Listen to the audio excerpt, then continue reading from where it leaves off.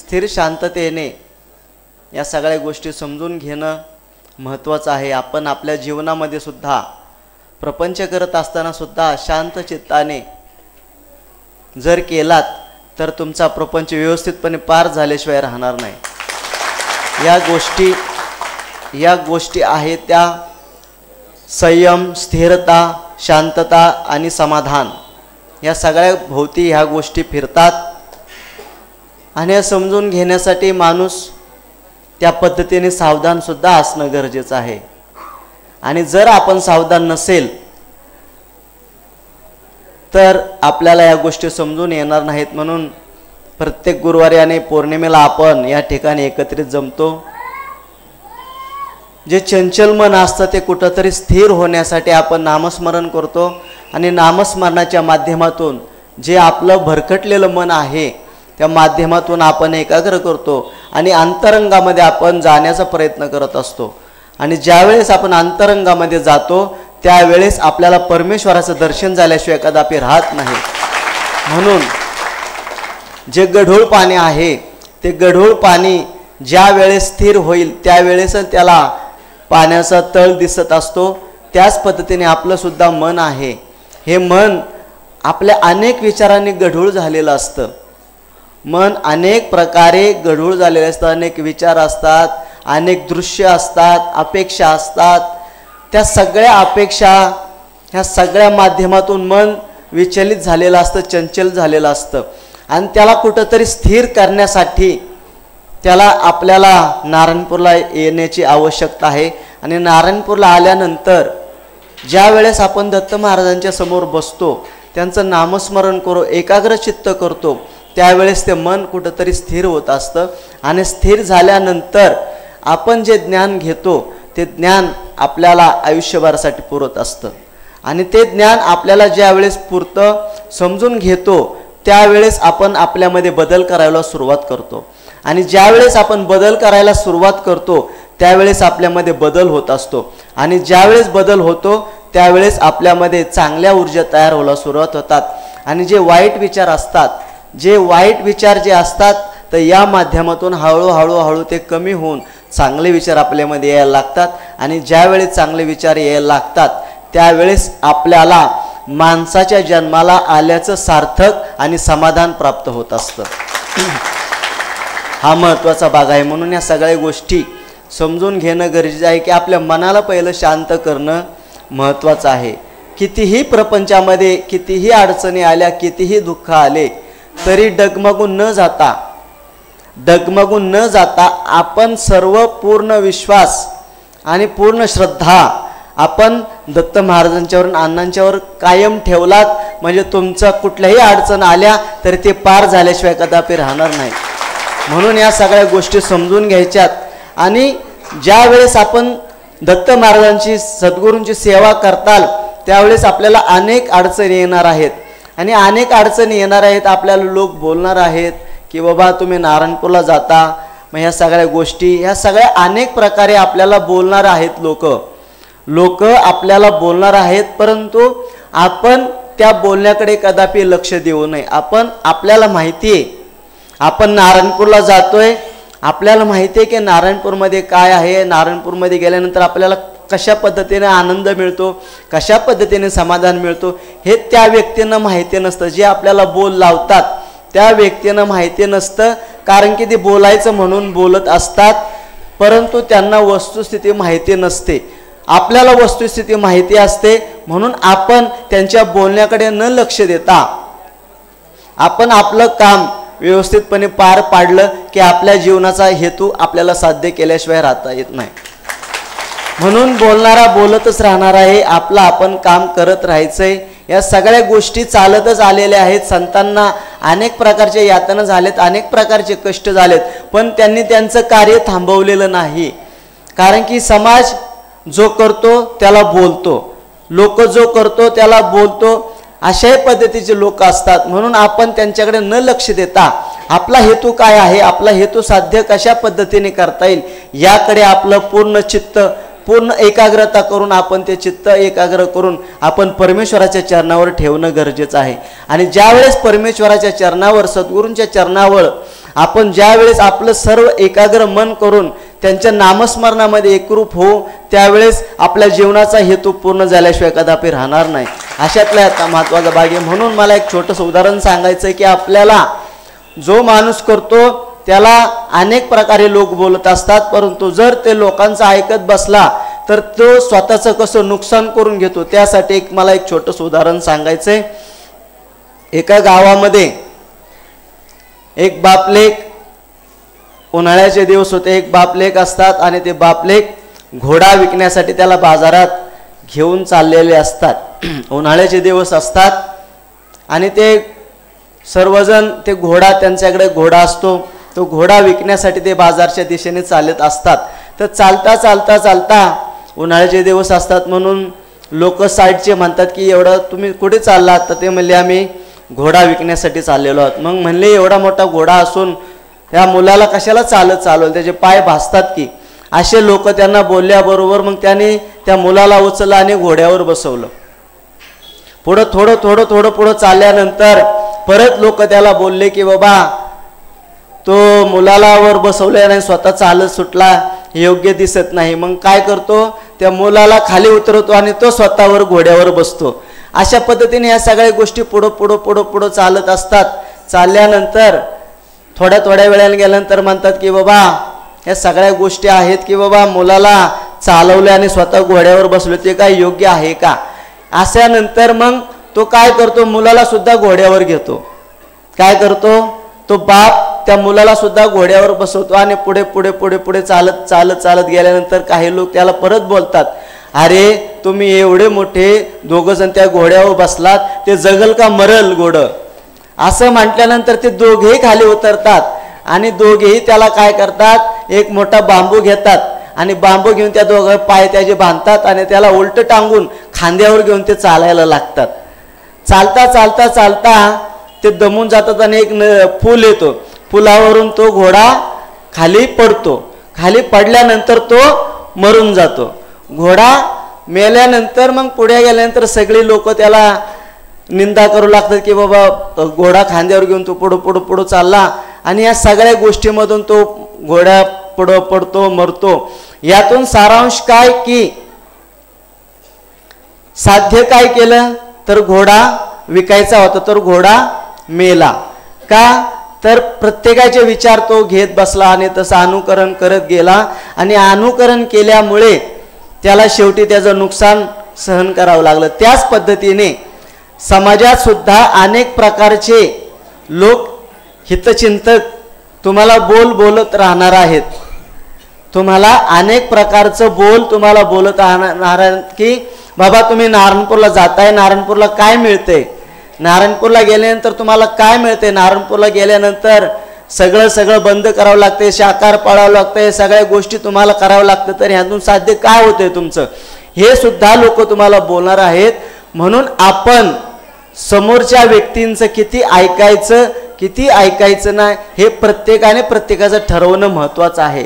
आपल्याला माहिती आहे की नारायणपूरला गेल्यानंतर आपल्याला समाधान मिळतंय, मग आपण त्यांचं ऐकायचं की नाही ऐकायचं. ऐकलं तर ते घोड्यासारखं नुकसान होणार आहे आणि नाही ऐकलं तर आपल्या स्वतःचं कल्याण होणार आहे. म्हणून या सगळ्या गोष्टी प्रत्येकाने समजून घ्यायच्यात की आपण आपल्या जीवनामध्ये लोक येणार आहेत, लोक आलेच पाहिजेत. काय आपण नारायणपूरला येतोय म्हणल्यावर लोक आपल्याला बोललेच पाहिजेत की लोक जर आपल्याला बोलतील तरच आपल्यामध्ये प्रगती होणार आहे. परंतु आपण काय घ्यायचंय त्यांच्याकडून हे आपल्याला महत्त्वाचं आहे की लोक आपल्याला जर हिनवत असतील, वाईट बोलत असतील तर त्याकडे आपण दुर्लक्ष करायचंय. दत्त महाराजांनीच त्यांना आपल्यासाठी पाठवलेले आहे. अशा पद्धतीने आपल्या मनाची तयारी करायची, मनाला दुःखी होऊन द्यायचं नाही. मनाला दुःखी न होऊन देता आपण आपला कामाचा हेतू, आपल्या कामाचं कार्य जे आहे ते साध्य करण्याचा प्रयत्न सतत करायचा आहे. प्रपंचामध्ये सुद्धा तुम्हाला अनेक प्रकारच्या अडचणी येणार आहेत. त्या अडचणींना आपल्याला सामोरे जायचंय. एखादा श्रीमंत असेल, एखादा गरीब असेल, एखादा गरीब असेल, पण आपण आपल्या परिस्थितीला लाजू नये. जास्त असेल तर माजू नये. या सगळ्या गोष्टी आपण समजून घ्यायच्यात की आपल्याला परमेश्वराने ज्या अवस्थेत ठेवलेलं आहे ती अवस्था आपल्याला घडवण्यासाठी ठेवलेलं आहे. ज्या अवस्थेत आपण आहोत ती अवस्था आपण आपल्याला कशा पद्धतीने घडवायचंय त्यासाठी परमेश्वराने आपल्याला ते वेळ आणलेली असते. म्हणून ज्या वेळेस आपण स्थिर होतो, शांत होतो, डगमगून न जाता स्थिर शांत होऊन ज्या वेळेस परिस्थितीतून वाट काढत आपण पुढे जात असतो त्यावेळेस परमेश्वर आपल्याला आधार देऊन आपल्याला त्या संकटातून आपल्याला परमेश्वर बाजूला काढत असतो. हे आपल्याला नकळत सगळ्या गोष्टी होत असतात, परंतु आपण घाबरतो, आपण डगमगतो आणि आपण रडू लागतो. एखाद्या वेळेला वाईट प्रसंग आला तर आपण रडून जातो, घाबरून जातो. त्यावेळेस आपण सैरभैर होतो. सैरभैर झालं की अजून आपला गुंता वाढत जातो. ज्यावेळेस गुंता वाढत जातो त्यावेळेस गुंता अजून वाढल्यानंतर मग आपल्याला पुढचा काळ फार कठीण होत जातो. म्हणून आपण गडबडून न जाता, मनाची चंचलता न करता आपण स्थिर राहणं गरजेचं आहे, शांत राहणं गरजेचं आहे. वेळेची आपण वाट पाहावी, चांगली वेळ येण्याची आपण वाट पाहावी. चांगली वेळ कशा वेळेस येईल? ज्यावेळेस आपण स्थिर शांत होऊ, परमेश्वराचं अखंड नामस्मरण करू, दत्त महाराजांचं नामस्मरण करू, अण्णांच्यावर पूर्ण विश्वास ठेवून आपण ज्या वेळेस या गोष्टी करू त्यावेळेस आपल्याला अडचणीतून ते दूर केल्याशिवाय कदापि राहणार नाहीत. असा यातला महत्त्वाचा भाग आहे. या सगळ्या गोष्टी आपण समजून घेणं गरजेचं आहे, त्याला जाणून घेणं गरजेचं आहे. पण केव्हा? ज्या वेळेस आपण स्थिर होऊ, शांत होऊ, त्याच वेळेस या सगळ्या गोष्टी आपल्याला समजणार आहेत. आणि जर का आपण डगमगून गेलो, घाबरून गेलो तर या सगळ्या गोष्टी, वाईट गोष्टी आपल्यावर परत आक्रमण करायला तयार होतात. म्हणून आपण आपल्याला जी ताकद दिलेली आहे दत्त महाराजांनी, ती एक नंबरची ताकद आपल्याला परमेश्वराने दिलेली आहे. दत्त महाराजांनी आपल्याला जी ताकद दिलेली आहे ती एक नंबरची ताकद दिलेली आहे. एक नंबरची ताकद म्हणजे काय? राजमार्ग भक्ती आहे, जो सरळ रस्ता चाललेला आहे. ज्या वेळेस आपण सरळ रस्त्याने चालत असतो त्यावेळेस आपण सरळच पुढं पाहायचंय. आणि ज्यावेळेस आपण इकडे तिकडे पाहू त्यावेळेस आपल्याला अपघात झाल्याशिवाय कदापि राहणार नाही. म्हणून अण्णा नेहमी सांगतात, ज्यावेळेस तुम्ही प्रवासाला निघता त्यावेळेस प्रवास करत असताना आपण इतर वाहनांचा आवाज, हॉर्नचा आवाज न ऐकता आपलं समोर लक्ष, आपल्या समोर लक्ष ध्येयाकडे असावं, आपलं समोर लक्ष रस्त्यावर असावं की आपल्याला व्यवस्थितपणे वाहन चालवायचंय. वाहन चालवत असताना आपल्याला कुठल्याही प्रकारच्या आवाजाकडे न लक्ष देता आपलं लक्ष समोर, आपल्या वाहनावर लक्ष केंद्रित करून एकाग्र चित्ताने आपण ज्यावेळेस वाहन चालू त्यावेळेस आपला प्रवास सुद्धा व्यवस्थितपणे पार होत असतो. तेच जीवनात सुद्धा आहे. आपण आपलं लक्ष, ध्येय एक गाठून आपलं लक्ष आणि ध्येय व्यवस्थितपणे सांभाळायचंय. आणि व्यवस्थितपणे सांभाळलं की आपण त्या ध्येयापर्यंत 100% पोचल्याशिवाय कदापि राहणार नाही. असा यातला महत्त्वाचा भाग आहे. म्हणून या सगळ्या गोष्टी समजून घ्यायच्यात. घाबरून न जाता, मनाची अवस्था डगमगून न देता शांत स्थिर राहा, आनंदाने जीवन जगा, म्हणजे तुमच्या जीवनाचं कल्याण झाल्याशिवाय कदापि राहणार नाही. म्हणून आजच्या या गुरुवारच्या निमित्ताने सगळ्या गोष्टी समजून घ्यायच्यात आणि आपल्या आपल्या जीवनामध्ये व्यवस्थितपणे वाटचाल करायची. तर आजच्या गुरुवारचं अन्नदान जे आहे ते पंकज कैलास गुप्ता, सुशांत गुंडगाळ, सुनील लोणारे, राहणार खडकी पुणे, या सर्वांनी आजच्या गुरुवारचं अन्नदान केलेलं आहे. तर यांना आणि यांच्या कुटुंबियांना दत्त महाराज सुखाने समृद्धी असं टाळ्या वाजून आशीर्वाद द्यायचा.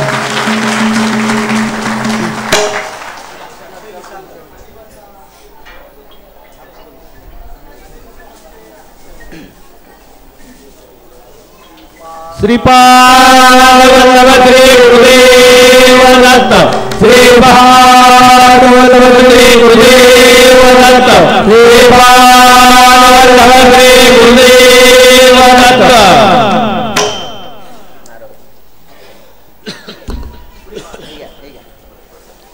श्रीपाद गुरुदेव दत्त, श्रीपाद गुरुदेव दत्त, श्रीपाद गुरुदेव दत्त.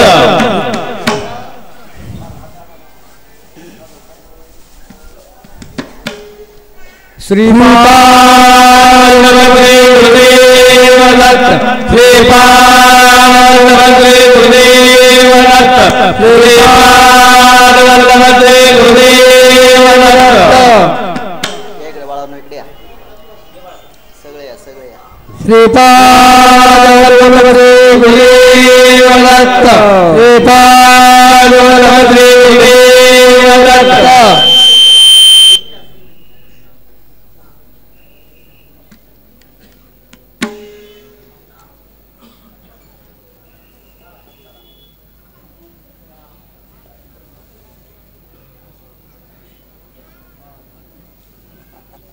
घेऊन जा.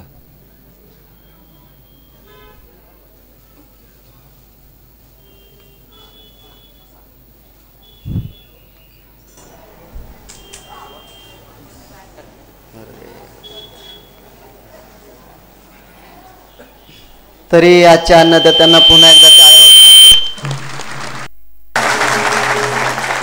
आपली पुढील जी पौर्णिमा आहे ती आषाढ पौर्णिमा म्हणजे गुरुपौर्णिमा आहे. त्याचा वार आहे रविवार आणि दिनांक आहे 21/7/2024. या दिवशी आपली गुरुपौर्णिमा आहे. त्या गुरुपौर्णिमेचं आपण कार्यक्रमाचं जे नियोजन आपण केलेलं आहे त्या कार्यक्रमाचं नियोजन मी थोडक्यात सांगतोय. पहाटे 4 ते 6 या काळामध्ये रुद्राभिषेकाचा कार्यक्रम होईल. तो रुद्राभिषेक आपण नारायणेश्वराच्या मंदिरात करत असतो.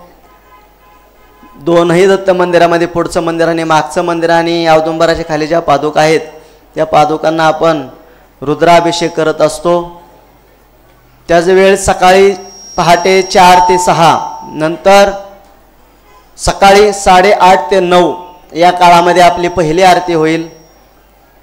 नंतर 9 ते 10:30 या काळामध्ये आपलं पौर्णिमेच्या हवनाचा कार्यक्रम होईल. इतर पौर्णिमेला आपण हवन जे घेतो तो 9:30च्या आरतीनंतर घेतो, परंतु आपल्याला पुढच्या कार्यक्रमाचं नियोजन करण्यासाठी आपण थोडंसं 1 तास आधी घेतोय. त्यानंतर सकाळी 11 ते 12 या काळामध्ये व्यासपूजनाचा कार्यक्रम होईल. दुपारी 12 ते 1 या काळामध्ये गुरुपूजनाचा कार्यक्रम होईल. दुपारी 1 ते 1:30 या काळामध्ये मार्गदर्शनाचा कार्यक्रम होईल. दुपारी 1:30 ते 2 या काळामध्ये आरती आणि आरती झाल्यानंतर सर्वांना महाप्रसादाचा कार्यक्रम होईल. आणि सायंकाळी 5 ते 7 या काळामध्ये सर्व गुरुबंधूंच्यासाठी गुरुपूजनाचा कार्यक्रम होईल. आणि संध्याकाळी 8 वाजता आरती होईल. आरतीनंतर पालखी प्रदक्षिणा आणि शेवटची 10:30 वाजता आरती होईल. 10:30-11 नंतर मंदिर बंद होईल. याची सर्वांनी सूचना घ्यायची आणि आपण सर्वांनी गुरुपौर्णिमेच्या कार्यक्रमासाठी सर्वांनी उपस्थित राहायचंय. कारण की आपल्याला जे ज्ञान दिलेलं आहे ते ज्ञान आपल्याला आपल्या सद्गुरूंनी दिलेलं आहे. मग सद्गुरूंचं आणि गुरु आणि शिष्याचं त्या दिवशी जे नातं आहे ते महत्त्वाचं आहे. जे आपल्याला शिकवतात, जे आपल्याला ज्ञान देतात, जे गुरु आपल्याला ज्ञान देतात त्या ज्ञानाला आपण काही ना काहीतरी त्या दिवशी समर्पण व्हायचं असतं गुरूंना. गुरुदक्षिणाच्या स्वरूपामध्ये आपण काही ना काहीतरी सद्गुरूंना द्यायचं असतं. मग तो दिवस व्यासपूजनाचा म्हणजे गुरुपूजनाचा असतो. म्हणून आपल्याला जे ज्ञान दिलेलं आहे सद्गुरूंनी अण्णांनी जे आपल्याला ज्ञान दिलेलं आहे त्या ज्ञानातून आपण उतराई होऊ शकत नाही. पण आपण आपल्या बाजूने जास्तीत जास्त कशा पद्धतीने समर्पण करता येईल यासाठी आपण गोष्टी समजून घ्या. बोलण्याचा चुकीचा अर्थ काढू नये, समजलं ना? नाहीतर चुकीचा अर्थ काढताल तर तसं आर्थिक विषय नाही.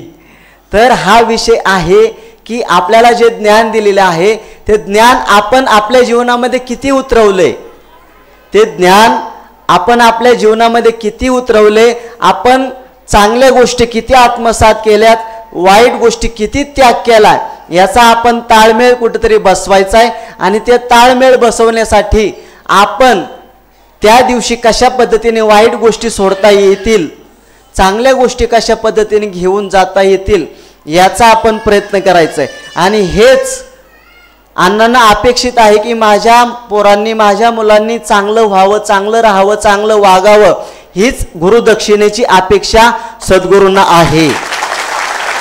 बाकीची कुठल्याही प्रकारची अपेक्षा नाही, न धनाची, न पैशाची, न कशाची अपेक्षा नाही. कारण की देणारे तेच आहेत. आपण त्यांना देणारे कोण?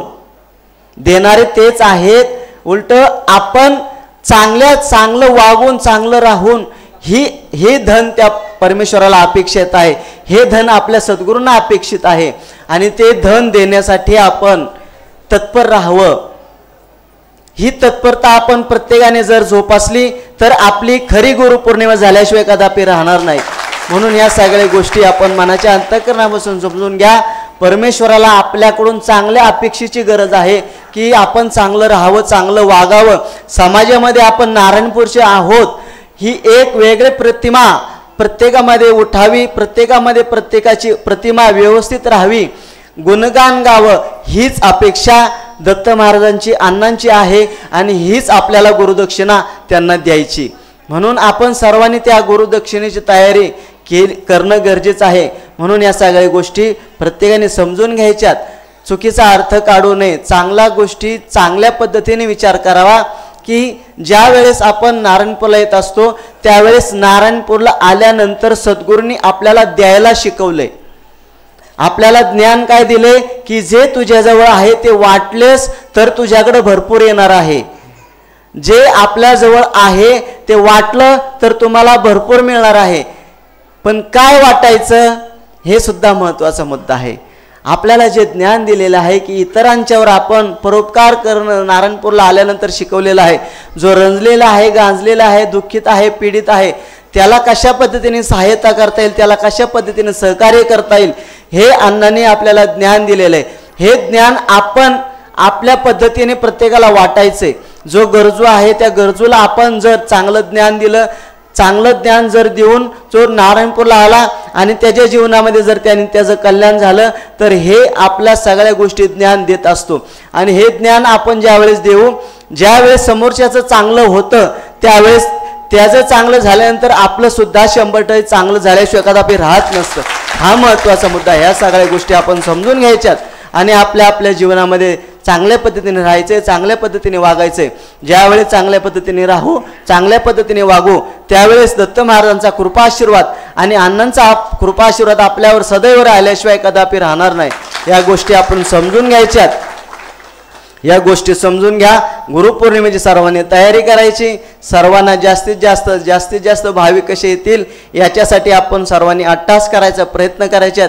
आणि त्याच्या जीवनामध्ये आनंद कसा प्राप्त करून देता येईल हे आपली जबाबदारी, हीच आपली खरी गुरुदक्षिणा. या सगळ्या गोष्टी समजून घ्या. आणि आता आपण भजनासाठी सर्वांनी सज्ज राहायचं आहे.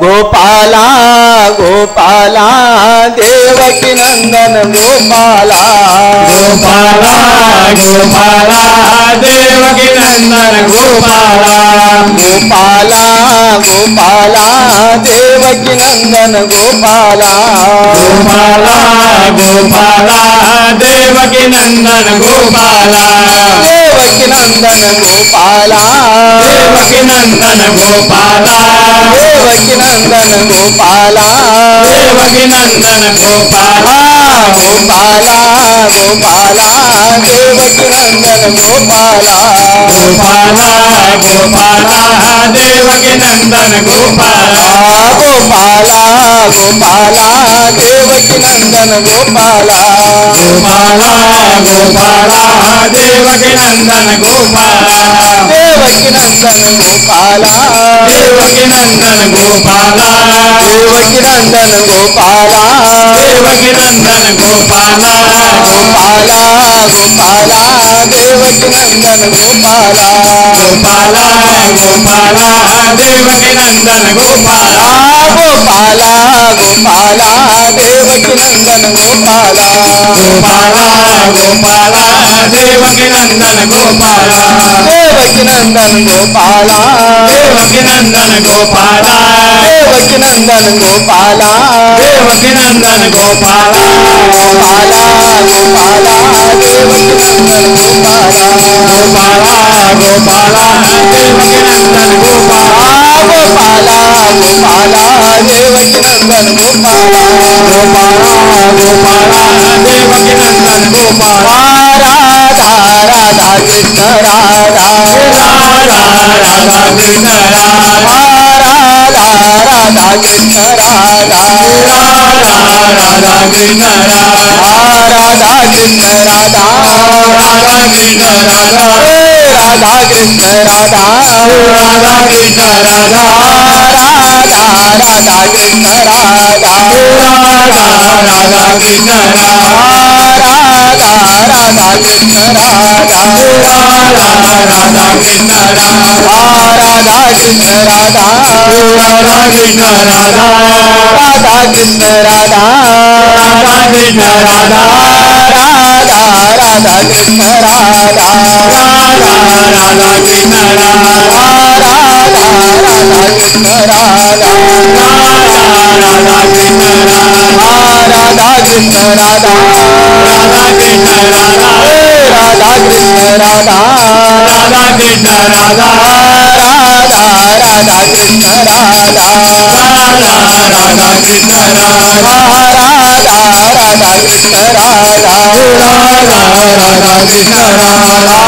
कृष्ण राधा राधा कृष्ण राधा राधा कृष्ण राधा राधा कृष्ण राधा राधा राधा कृष्ण राधा राधा राधा कृष्ण राधा राधा राधा कृष्ण राधा राधा राधा कृष्ण राधा राधा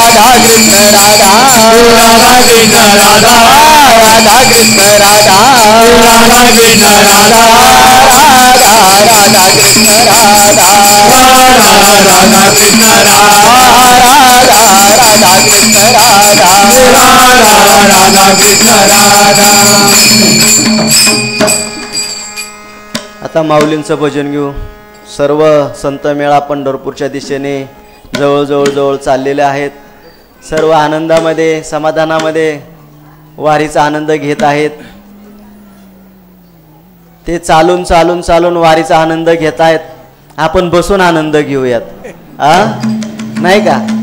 ते चालून आनंद घेत आहेत, आपण दत्त महाराजच्या दारामध्ये बसून वारीचा आनंद घेऊयात. म्हणजे वारी झाल्याचं समाधान आपल्याला सर्वांना मिळेल. म्हणून सर्वांनी मनाच्या अंतःकरणापासून एकदा भजन करायचंय. भजन असं करा की आपण पंढरपूरच्या दिशेने चाललोय, पांडुरंगाच्या भेटीला चाललोय, असं मनामध्ये एक समज तयार करा की आपण त्याच दिशेने चाललोय, की पंढरपूरला नाचतोय, चालतोय, आनंद तयार करतोय. हा आनंद ज्या वेळेस आपण तयार करू त्यावेळेस खरी वारी झाल्याशिवाय राहणार नाही. म्हणून आपण एकदा भजन करूयात. निवृत्ती नामदेव सोपान मुक्ताबाई एकनाथ नामदेव तुकाराम. निवृत्ती नामदेव सोपान मुक्ताबाई एकनाथ नामदेव तुकाराम. निवृत्ती नामदेव सोपान मुक्ताबाई एकनाथ नामदेव तुकाराम. निवृत्ती नामदेव सोपान मुक्ताबाई एकनाथ नामदेव तुकाराम. एकनाथ नामदेव तुकाराम. एकनाथ नामदेव तुकाराम. एकनाथ नामदेव तुकाराम. एकनाथ नामदेव तुकाराम. निवृत्ती नामदेव सोपान मुक्ताबाई एकनाथ नामदेव तुकाराम. निवृत्ती नामदेव सोपान मुक्ताबाई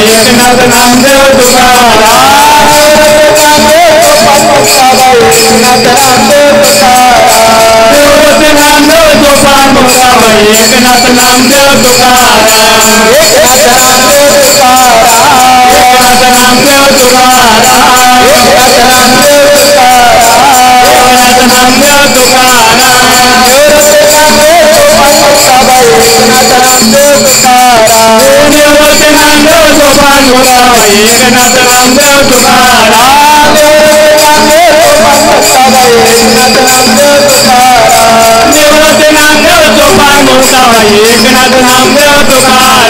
एकनाथ नामदेव तुकाराम. एकनाथ नामदेव तुकाराम.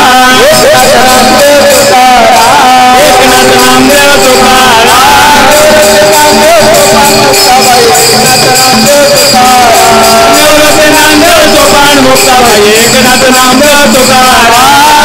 नामदेव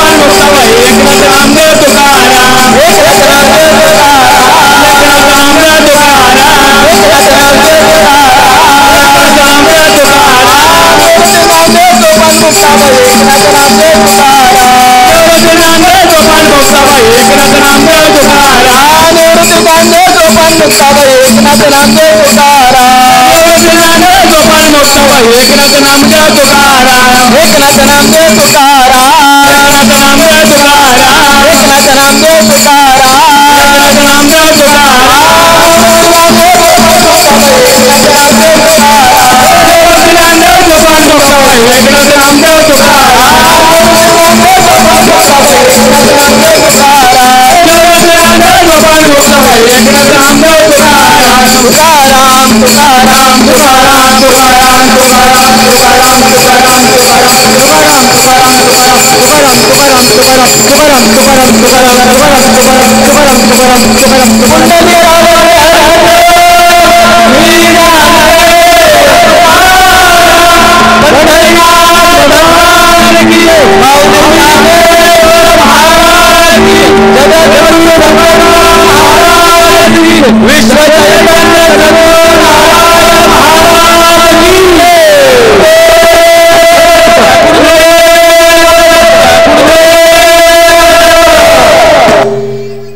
छान. सर्वांची वारी झाली. एका जागेवर बसून फक्त कोण कोण जरा चालायला कंटाळत होतं. मनापासून कोण चालत नव्हतं. उघड ढकलायचं ढकलायचं ढकलायचं असं चाललं होतं. तसं काय करू नये. ज्यावेळेस वारी करतो त्यावेळेस वारी मनाच्या अंतःकरणापासून झाली पाहिजे. त्यावेळेस आपल्या जीवनाची वारी पूर्ण होणार आहे. समजलं का? समजलं का? समजलं का? बर ठीक आहे. आता आरती होईल. आरती झाल्यानंतर सर्वांनी महाप्रसाद घ्यायचा आहे. महाप्रसाद घेतल्यानंतर सर्वांनी भस्म दर्शनासाठी रांगेतून वर यायचंय.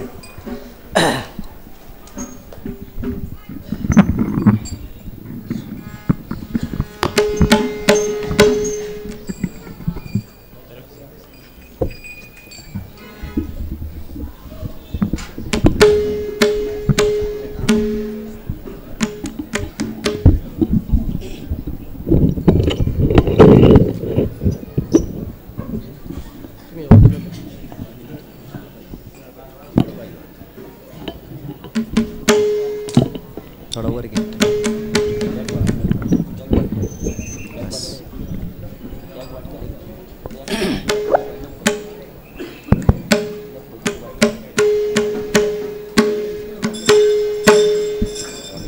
ओम गुरु ब्रह्मा गुरु विष्णू गुरु देवो महेश्वरा गुरु साक्षात् परब्रह्म तस्मै श्री गुरवे नमः. सुखकरता दुःखहरता वार्ता विघ्नाचे गुरवे गुरवे प्रेम कृपाजयाचे सर्वांगी सुंदरा उदिते सुराचे कंठे लडके मुक्ता फळाचे. जय देव जय देव जय मंगलमूर्ती व श्री मंगलमूर्ती दर्शन मात्रे मन कामना पुरते. जय देव जय रत्नाची संभारा कुंडलवरे कुमरा चंदनाचे ओटे कुंकुमेश्वरा हिरे जडित मुकुट शोभतो बरा झुलझुल देव पोरे धरणी गाजरिया. जय देव जय देव जय मंगलमूर्ती व श्री मंगलमूर्ती दर्शन मात्रे मन कामना पुरते. जय देव लंबोदर पीतांबर मणिवर बंधना सरळ तोंड वक्र दंड नयना सहस्रामाचा वटपाहे सदना संकटे पावावे निर्वाणी रक्षावे निर्वरवंदन. जय देव जय देव जय मंगलमूर्ती व श्री मंगलमूर्ती दर्शन मात्रे मन कामना पुरते.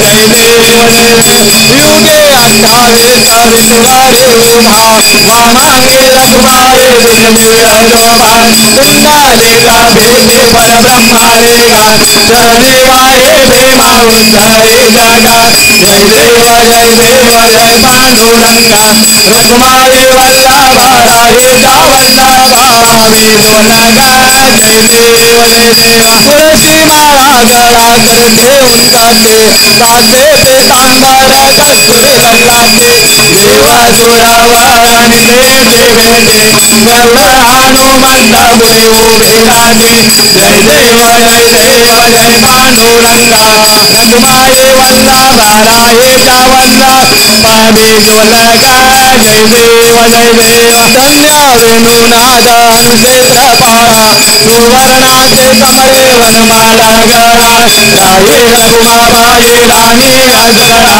गोवाळे तो राजा विठोबा जावळा जय देव जय पांडुरंगा रखुमाई वल्लभा रायेचा वल्लभ पावे ज्वलगा जय देव गोवाळे वारता गुरवंगा येते चंद्रभागेमध्ये करुणे आदेते लिंडा पताका वैष्णवनाथ ते पंढरीचा महिमा द्वारकेचा महिमा वल्लभा घेते जय देव जय पांडुरंगा रखुमाई वल्लभा रायेचा वल्लभा पावे ज्वलगा जय देव आषाढी कार्तिके भक्त जन येते हो सत्संत येते चंद्रभागेमध्ये स्नान जय करते दर्शन हे रामाचे होया मुक्ती केशवाचे नाम देव माधवाचे नाम देव भावे वाढते जय देव जय पांडुरंगा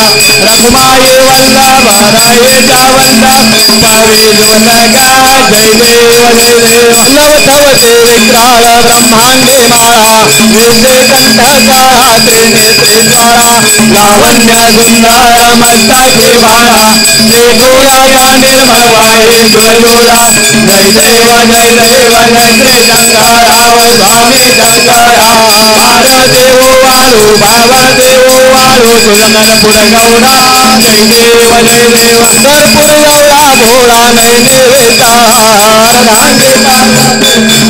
विभूति जय उदराना जगघंटा नेरा ऐसा शंकर जो मेरा जाला जय देव जय श्री शंकरा स्वामी शंकरा आर देव वाळू भाव देव वाळू तुलगन पुरगौडा जय देव देवा दैत्य सागर मंथन परिकेले रामाचे अवधेता हलहल उठेले ते तो आजपान प्राशान केले नीळकंठ नाम प्रसिद्ध झाले जय देव जय श्री शंकराव स्वामी शंकरा आर देव वाळू भाव देव वाळू तुलगन पुरगौडा जय देव आव्याघ्रांबर फणिवरधर सुंदर मदनारे पंचानन मनमोहन मोंजन सुखकारे शरद कोटी जय वेगवान से उच्चारे रघुकुल देवराम दास अंकारे जय देव जय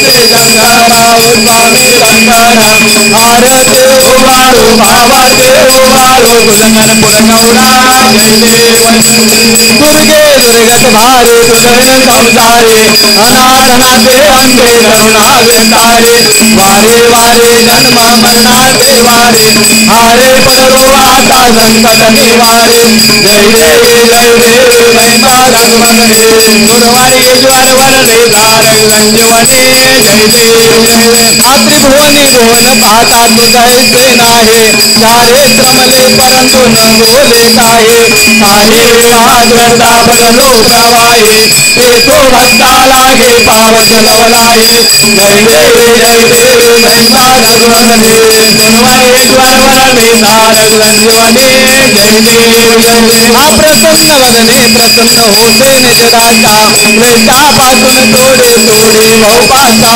अंधे तुझवा कोण बोलवे आता गढाई लल्लीन झाला पण पंचारेचा जय देव महिमा रघुवने गुरुवारी ज्वर वरदे तारक संजीवने जय देव हा त्रिगुणात्मक त्रिमूर्ती भक्ता त्रिभुवनी अवतार त्रैलोक्यदाना नेति नेति दर्शन हे हनुमाना अखंड रामादेव जय गोरी जाना जय देव जय देव जय गुरु दत्ता वो जय गुरु दत्ता भारत वायता हरे भोजिता जय देव सभाय अभ्यंतर तोरे का दत्ता आभाग्य दे कहे न करे माता पराई परदारे गुण नहीं ताहिता जन्मा मनाता बोला दे हंता जय देव जय देव जय देव दत्ता वो जय गुरु दत्ता भारत वाले तारली वो चिंता जय देव जय देव आदत्त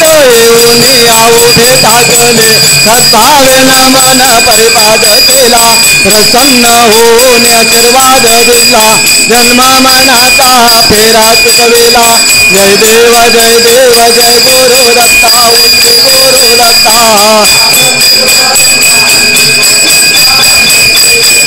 आदत्त दत्ता ऐसे लागले ध्यान हारा पदे मन झाले उन्मन नितोपनाचे झाले बळवण एका जनार्दनी त्रिदत्त ध्यान जय देव जय देव जय गुरु दत्ता श्री गुरु दत्ता जय देव सद्गुरु नेत्र लागले माते नेत्र लागले माते जनी मस्तक ठेता जनी मस्तक ठेता मला स्वर्ग भेटे चरणा परचा देता पतिता तरले सद्गुरु पतिता तरले आशीर्वाद देवने घेतले का उतरले तुमच्या दर्शने करे गोकुलामध्ये सद्गुरु लाभले तुमच्या चरणाने मला पावन केले वरद हस्ता लागता पिराजून जाग्या सद्गुरु पिराजून कित्येका पामरा तुझा शांती तुम्ही ब्रह्मा तुम्ही विष्णू तुम्ही महेश्वरा सद्गुरु तुम्ही महेश्वरा माता पिता होणे लाडला रोजाचा आता मागणे आहे दत्तदासाचे सद्गुरु दत्तदासाचे अखंड गुरु दर्शन तुमच्या चरणाचे येई वो सद्गुरु माऊली वाटेकडे नेत्र लावणी वाट माये भेटता दुर्देने दिला निरोपा सद्गुरु दिला निरोपा तोचे तारक माझे माया बाबा नेत्रा पितांबरा भस्म कपाळा सद्गुरु भस्म कपाळा शांतेचा सागर गळा रुद्राक्ष माळा तुमचे ने आम्हा वाटे दीपावले सद्गुरु वाटे दीपावले दत्तादास नारायणदास आरती वारे एक निष्ठा तुमच्या टाया सद्गुरु तुमच्या टाया कृपा दृष्टी पाहे माझ्या सद्गुरु राया आरती ज्ञान राजा महाकैवल्य तेजा हेवतेजा दो संता मनोवेदाला माझा आरती ज्ञान राजा आलोपल ज्ञान जगे हेताने नादे कोणे अवतार पांडुरंगा नाव ठेवे ज्ञाने आरती ज्ञान राजा महाकैवल्य तेजा देवते साधू संता मनोवेदाला माझा आरती ज्ञान राजा प्रगट गुह्य बोले विश्वब्रह्मादि केले राम जनार्दने पाये मस्तक ठेविले आरती ज्ञान राजा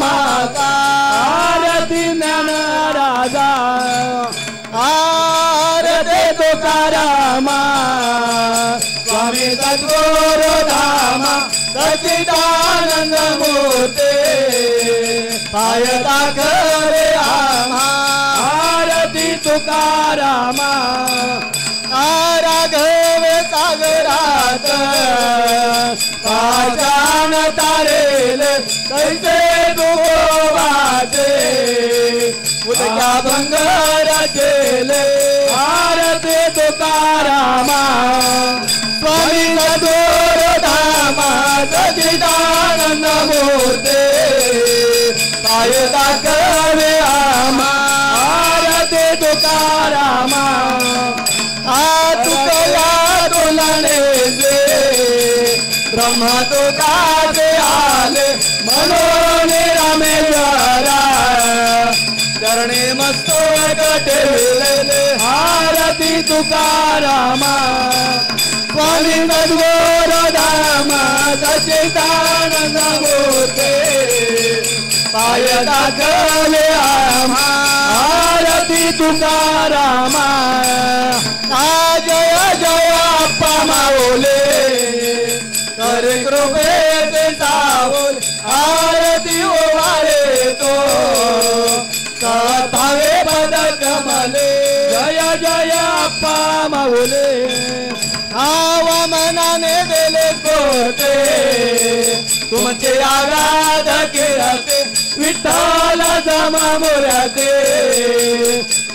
भावे करो आरती जय जय अप्पा माऊले सद्गुरु तुम्ही लेता चरणाचे दास सर्वावरे कृपादृष्ट सर्व पेडा होईनाश जय जय अप्पा माऊले कित्येक पामराजे गेले भक्ते महाराज देवाणी नवलेटे जाळले पापराजे जय जय अप्पा माऊले आही राजे बोला विठ्ठल भेटवेला कैसे आनंदाला भक्ताने रंगवेला जय जय अप्पा माऊले एकादशी आजारेला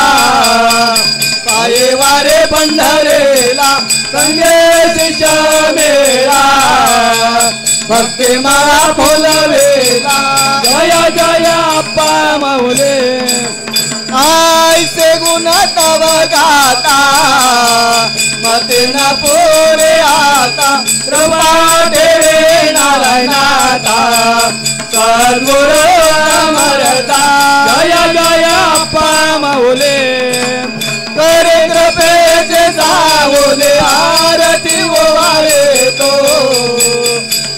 भावे पदक मले जय जय अप्पा माऊले जय देव जय नारायणाता हर देव वाले तो जय सद्गुरुनाथा जय देव सत्यनारायणाचा तू अवतार जन्मत कार्य नारायण पुरा दत्त संप्रदाय पताका हर देव वाले तो जय सद्गुरुनाथा जय देव जय नारायणाथा हर देव वाले तो जय सद्गुरुनाथा जय देव तप केले साक्षी नारायणेश्वर प्रसन्न झाले दत्त दिगंबर आलोचन तोडी भाऊपाचे आता हर देव वाले तो जय सद्गुरुनाथा जय देव जय नारायणाथा हर देव वाले तो जय सद्गुरुनाथा जय देव दत्त गुरु राय आशीर्वाद दिला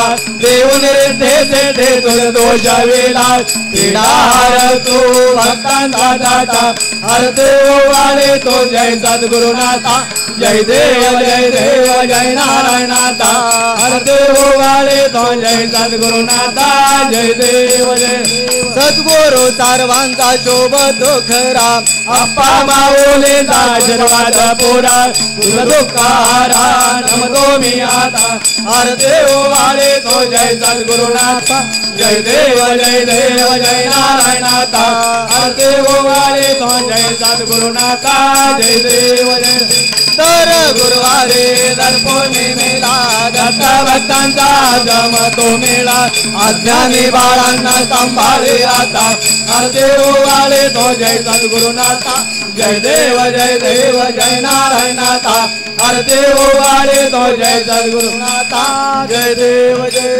घालीन लोटांगण वंदिन चरण डोळ्यान पाहिन रूप तुझे प्रेमे आलिंगण अनंत भोजन भावे वाळे न म्हणे वना त्वमेव माता पिता तुमेव बंधो सखा त्वमेव विद्याद्रवण तुमेव सर्व मम देव कायेन वाचा मनसेन्द्रिया बुद्ध्यात्मना प्रफुल्ल करोमि यज्ञं सकलपरस्मै नारायणे जय समर्पया अच्युतं केशव राम नारायण बुद्ध दामोदर वासुदेवाय श्रीधर माधव गोपिका जानकी नायकम हरे राम राम राम हरे हरे हरे कृष्ण कृष्ण कृष्ण हरे हरे हरे राम राम राम हरे हरे हरे कृष्ण कृष्ण कृष्ण हरे हरे राम राम राम हरे हरे हरे कृष्ण कृष्ण कृष्ण हरे हरे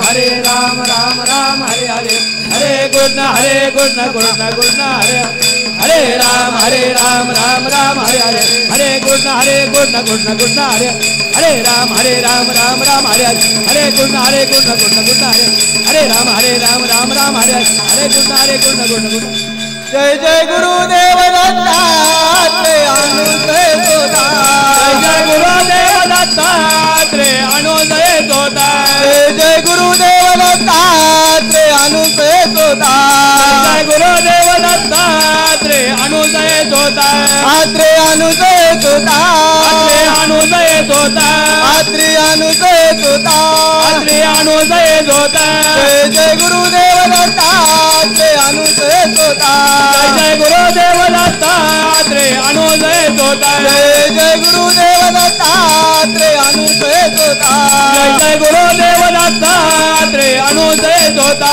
आत्रेय अनुदय सोदा आत्रेय अनुदय सोदा आत्रेय अनुदय सोदा आत्रेय अनुदय सोदा जय गुरुदेव दत्तात्रेय अनुदय सोदा जय गुरुदेव दत्तात्रेय अनुदय सोदा जय गुरुदेव दत्तात्रेय अनुदय सोदा जय गुरुदेव दत्तात्रेय अनुदय सोदा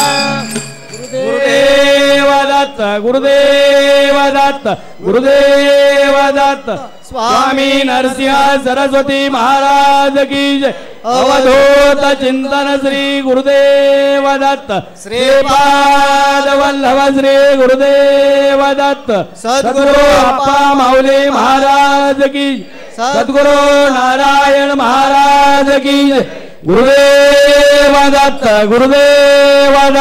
गुरुदेव दत्त कर्नाटकी गानगा ग्रामीण नित्य रासी श्री गुरुदेव दत्त कर्नाटकी गानगा ग्रामीण नित्य रासी श्री गुरुदेव दत्त भीमा मरजा संगमी स्नान करसी श्री गुरुदेव दत्त भीमा मरजा संगमी स्नान करसी श्री गुरुदेव दत्त रवीर ग्रामी भिक्षा मागसी श्री गुरुदेव दत्त वीर ग्रामी भिक्षा मागसी श्री गुरुदेव दत्त काशी क्षेत्रासी भोजन करसी श्री गुरुदेव दत्त काशी क्षेत्रासी भोजन करसी श्री गुरुदेव दत्त माहूर गडी शयन करसी गिरनार पर्वते विश्रांती घेसे श्री गुरुदेव दत्त माहूर गडी शयन करसी गिरनार पर्वते विश्रांती घेसे श्री गुरुदेव दत्त श्री क्षेत्र नारायण पुरासे वास करसी श्री गुरुदेव दत्त श्री क्षेत्र नारायण पुरासे वास करसी श्री गुरुदेव दत्त श्री गुरुदेव दत्त श्री गुरुदेव दत्त श्री गुरुदेव दत्त श्री गुरुदेव दत्त श्री गुरुदेव दत्त श्री गुरुदेव दत्त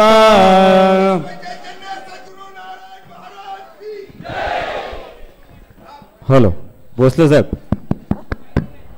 भाविकांना विनंती आहे, सर्वप्रथम महाप्रसाद घ्या.